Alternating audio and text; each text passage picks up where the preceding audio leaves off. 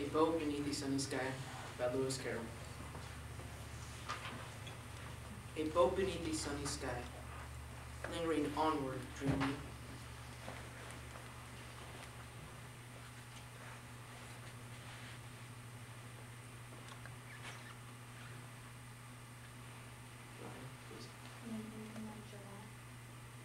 In an evening of July.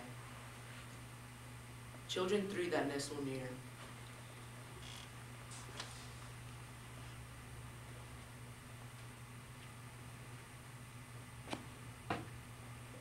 Eager eye and willing ear. These they simple tell to hear. Long has palled that sunny sky, echoes fade and memories die. Autumn frost have slain July. Still she haunts me phantom-wise, Alice moving under skies.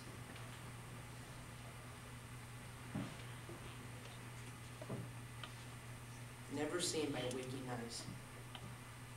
Children yet that tell to hear, eager eye and willing ear, lovingly shall nestle near. In a wonderland they lie, dreaming as the days go by, dreaming as the summers die. Drifting down the stream, lingering in the golden gleam, life, what is it but a dream?